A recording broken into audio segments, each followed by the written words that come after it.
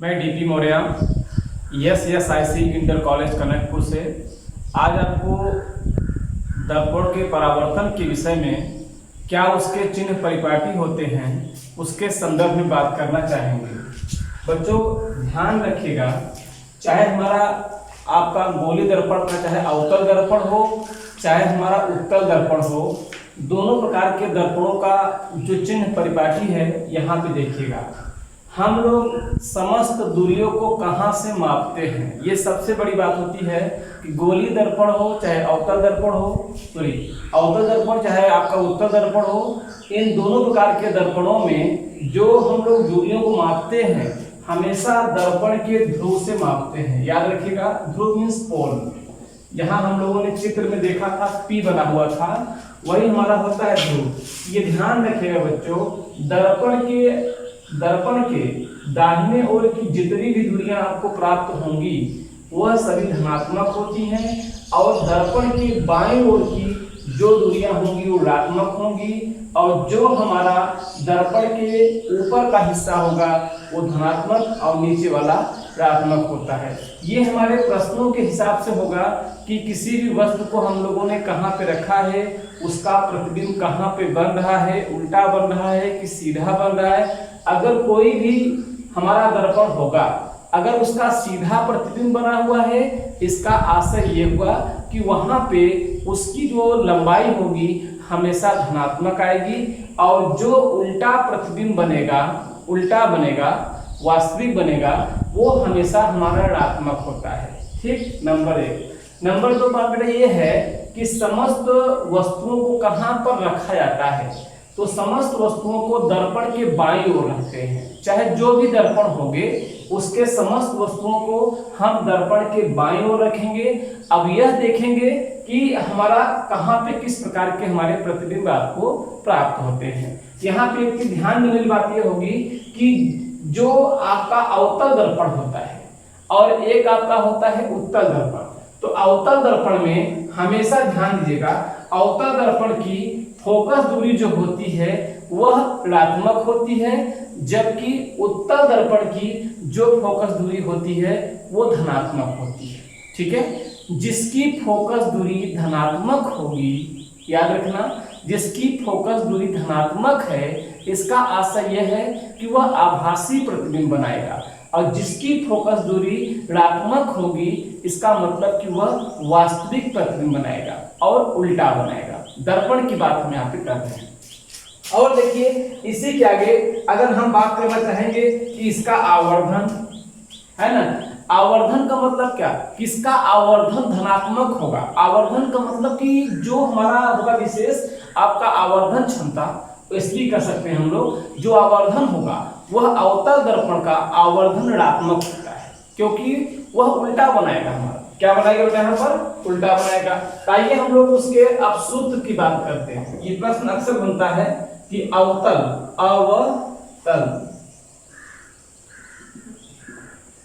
दर्पण की या अवतल दर्पण का आवर्धन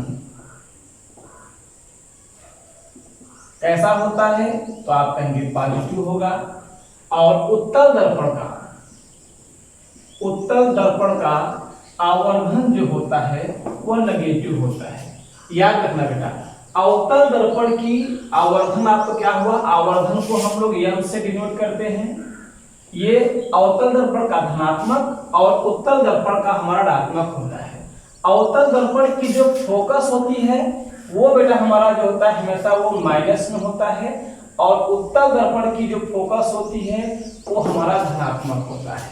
ठीक है, और इसमें देखिए अब हम लोग बात करेंगे कि यूबीएफ में संबंध क्या होता है। यूबीएफ में संबंध क्या होता है, याद रखना बेटा, यूबीएफ में संबंध 1/f बराबर 1/u प्लस 1/v होता है।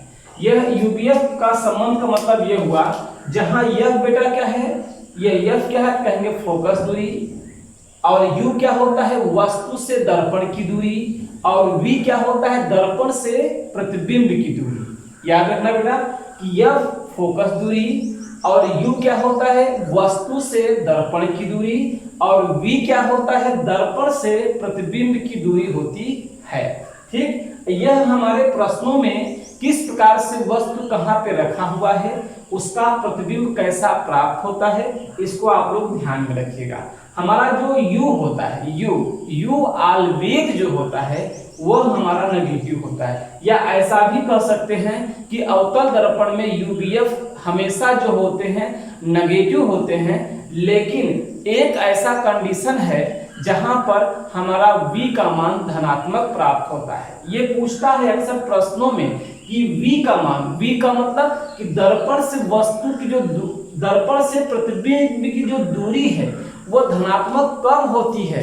तो आप यही कहोगे कि जब किसी वस्तु को अवतल दर्पण के सामने फोकस व ध्रुव के मध्य में रखा जाता है तो उस अवस्था में वस्तु का प्रतिबिंब दर्पण के पीछे बनता है, और जब भी दर्पण के पीछे हमारा प्रतिबिंब बनेगा उसके लिए हम लोग क्या कहेंगे कि वह धनात्मक होगा, क्योंकि वह दर्पण के दाहिनी ओर बनेगा। दाहिनी ओर बनने वाला प्रतिबिंब हमेशा धनात्मक होगा, बाईं ओर बनेगा ऋणात्मक होगा। ठीक है ना, इसको ध्यान रखिएगा। ठीक, और देखिए आवर्धन के लिए हमारा सूत्र m बराबर क्या होता है, m की हम लोग बात करेंगे कि m बराबर हमारा होता क्या है, तो हम लोग कहते हैं कि -v/u, या हम लोग कहते हैं इसमें I/O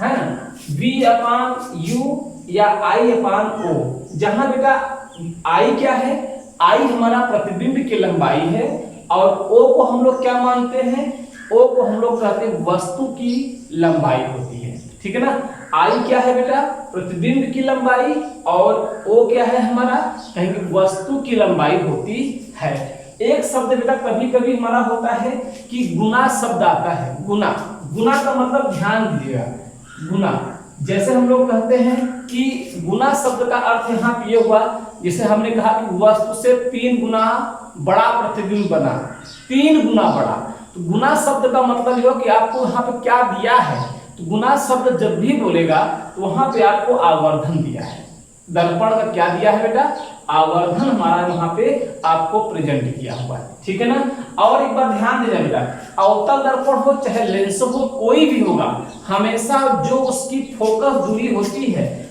फोकस दूरी वक्रता त्रिज्या की आधी होती है।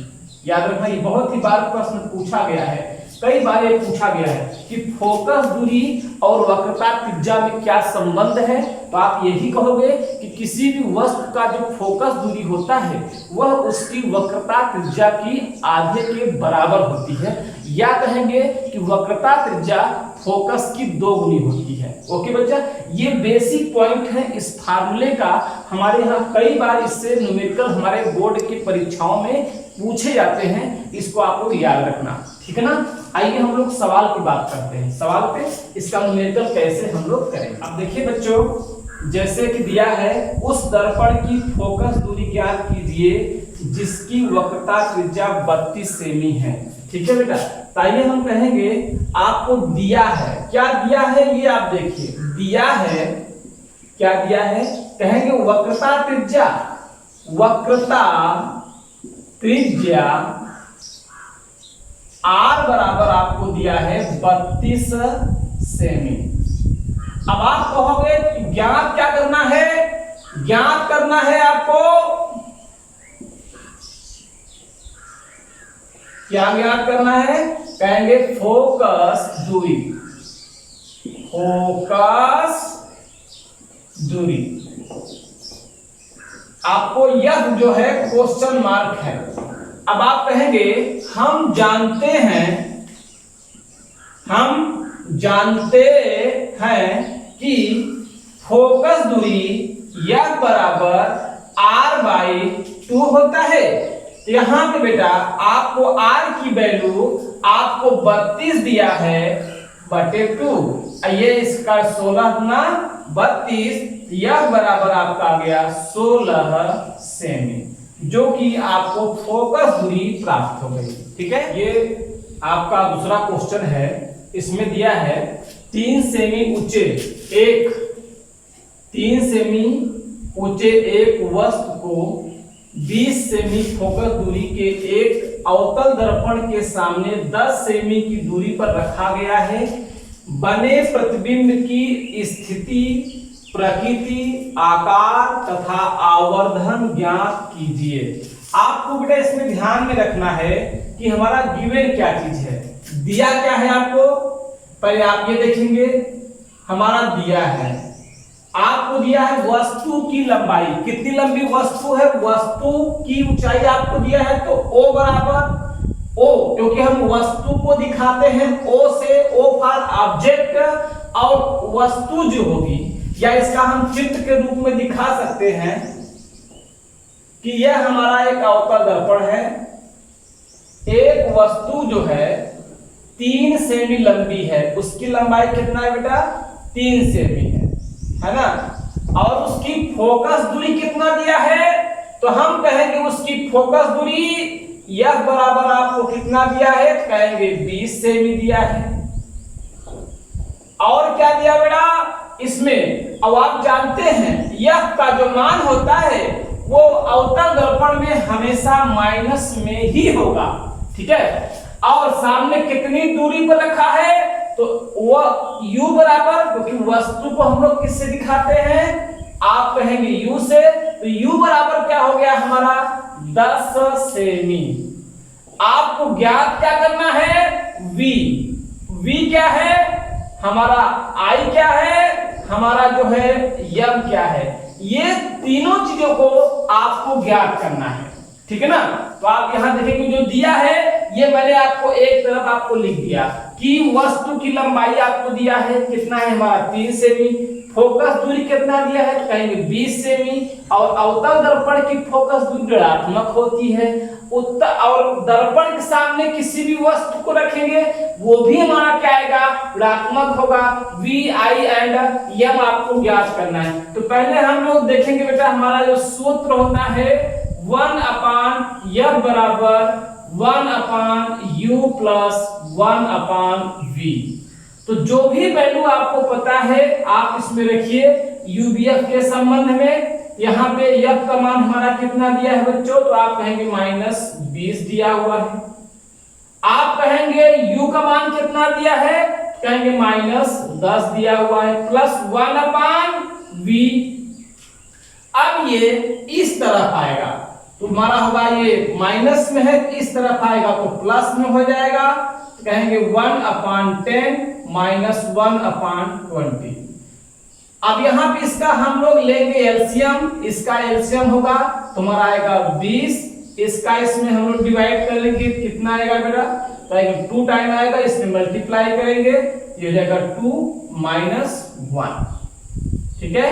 तो अब यहाँ पे 1/V = 1/20, तो V बराबर क्या आ गया हमारा 20 सेमी आया। अब आप ये देखिए आपको V का मान आपको मिल गया, ठीक है। अब देखिए आगे देखिए, अब हम कहेंगे इसमें I का मान क्या होगा,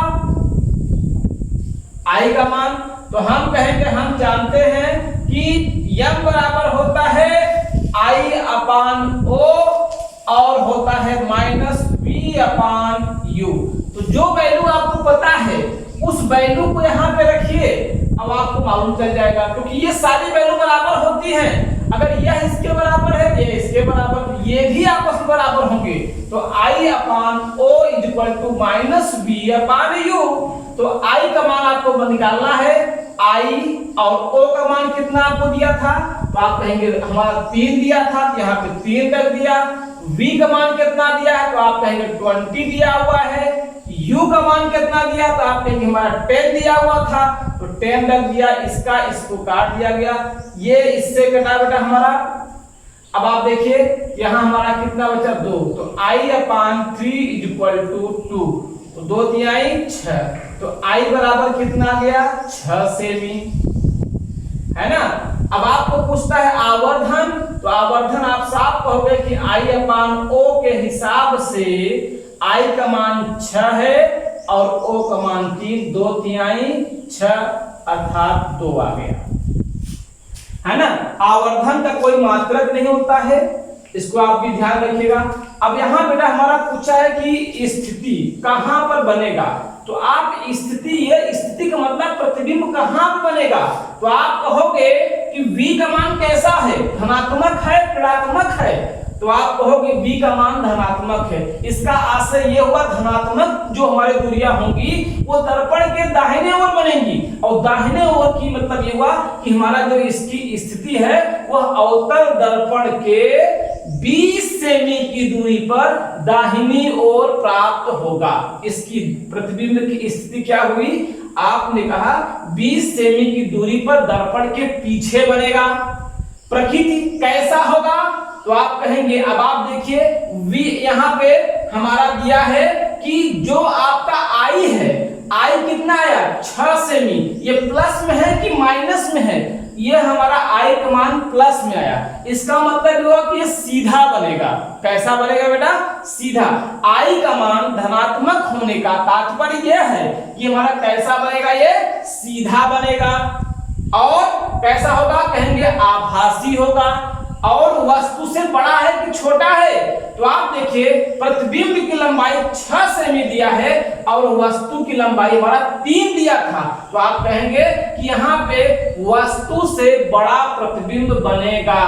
ठीक, अब आवर्धन m बराबर 2 आ गया। तो हम लोग v के हिसाब से ये जानकारी प्राप्त किए कि प्रतिबिंब जो है दर्पण के पीछे बनेगा, आभासी बनेगा, सीधा बनेगा और वस्तु से बड़ा बनेगा। इस प्रश्न को आप नोट कर लीजिए। फिर एक उत्तल, देखिए बेटा, एक उत्तल दर्पण से 40 सेमी की दूरी पर कोई वस्तु रखा हुआ है, जो प्रतिबिंब वस्तु की लंबाई का 1/3 होता है। कितना होता है, 1/3 लंबाई का होता है। तो करा प्रतिबिंब की दर्पण से दूरी ज्ञात कीजिए। यहां बेटा ध्यान दीजिए, यहां पे आपको दिया है, यहां पे आपको क्या दिया है, आप कहोगे वस्तु से दर्पण की दूरी u, वस्तु से दर्पण की दूरी u कितना दिया है 40 सेमी। लेकिन बच्चों हमारे u का मान दर्पण से वस्तु की दूरी हमेशा माइनस में होती है, तो आपने यहां लगा दिया माइनस। मैंने अभी एक शब्द आपको बताया था कि जब भी किसी कोई कहता है वस्तु की लंबाई का 1/3 बनता है या 2 गुना बनता है या 4 गुना बनता है, ऐसे शब्द आते हैं, तो आपको क्या दिया है, तो इसके लिए हम लोग कहते हैं आवर्धन दिया। 1/3 का मतलब हुआ 1/3 है ना। हमें ज्ञात क्या करना है, v का मान। यहाँ पे v का मान हमको ज्ञात करना है। तो आप सभी जानते हो यहाँ पर कि हम जानते हैं